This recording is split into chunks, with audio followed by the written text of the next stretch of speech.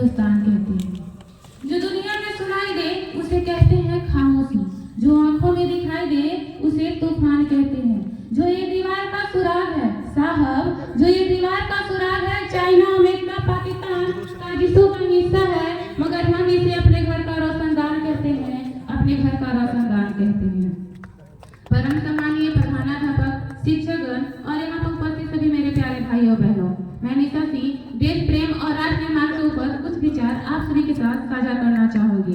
आजादी का असली मतलब वही समझ सकता है जिसने कभी गुलामी की हो। हम सौभाग्यशाली हैं कि हमने स्वतंत्र भारत में जन्म लिया।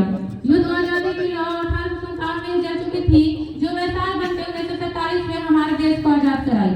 प्राचीन, मध्यकालीन और वर्तमान भारत के उदाहरण से मैं स्पष्ट करना चाहूंगी कि जब हम फिरंगियों के फेरे में फंस गए थे तो रंगदे बसंती चोला की एक आवाज पे टोले उमड़ आते थे और वंदे मातरम के रेखनारे से खून में आने वाला 5-5 डिग्री का तूफान अंग्रेजी शासकों के जड़ों में तूफान ला देता था।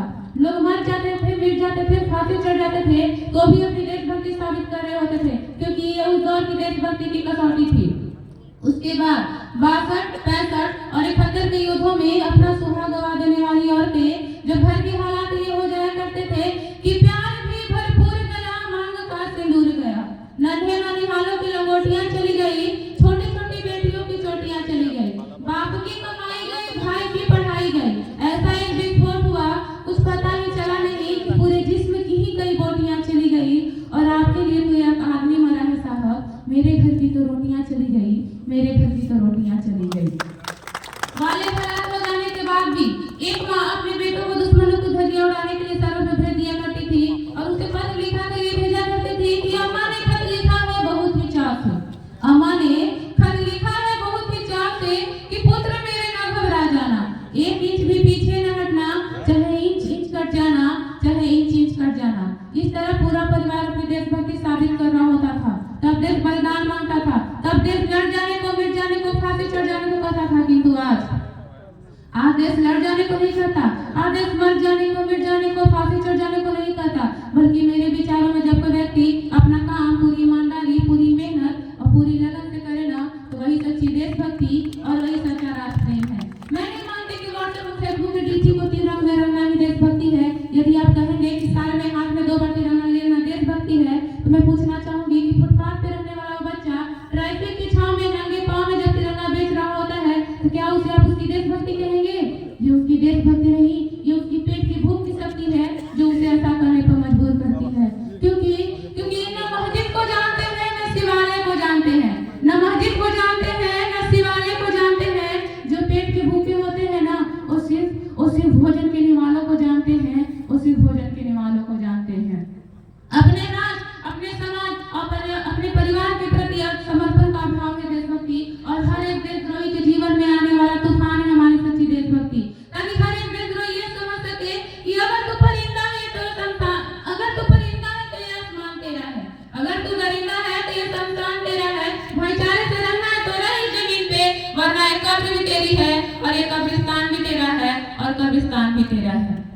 लेकिन देशद्रोह से ज्यादा देशभक्ति तब बात होती है जब एक बेटा अपने बूढ़े माँ बाप को वृद्धाश्रम के चौखट पे छोड़ आता है। करार उठती हो देशभक्ति जब मुसीबत में फंसे लोगों की जान बचाने से ज्यादा हम सेल्फी लेकर अपनी लाइफ बढ़ाने में लगे रहते हैं। आज को वही हुआ जिस पे जिम्मेदारी थी अपने राष्ट्र, अपने समाज और अपने परिवार की आशाओं को बांधे रखने की, वही युवाचार बेचारे इनकी छोटी सी स्क्रीन पर अपनी कोमल घर से मात्र से अपनी भावनाओं की इमोजी भेज रहा है। 4 बोतल वोट का काम मेरा रोज का। अरे भारत का भविष्य तबाह कर रखा है। हमने कैसे समाज में जीते हैं जहाँ लड़कों से बात करता देख जो भाई हड़काते हैं, लड़कों से बात करता देख जो भाई हड़काते हैं, वही भाई गर्लफ्रेंड के किसी घर में हंसकर सुनाते हैं। और मैं बता दूं कि महिला सुरक्षा में हम आज भी 4थे स्थान पे आते हैं। हमने एक ऐसे समाज में जीते हैं जहाँ पत्थर की मूरत को लगते हैं 56 भूख और भूखे नंगे तड़पते सो जाते हैं लोग, भूखे नंगे तड़पते सो जाते हैं लोग। मजदूर को मजदूर समझिए, मजबूर नहीं। गरीब को काम दीजिए, दान नहीं। अगर दान देने की इतना ही इच्छुक है तो जीते जी रक्त दान दीजिए और मरने के बाद अंग दान देकर किसी मरते हुए को जीवन दान दीजिए। यही सच्ची देशभक्ति और यही सच्चा राष्ट्र प्रेम है।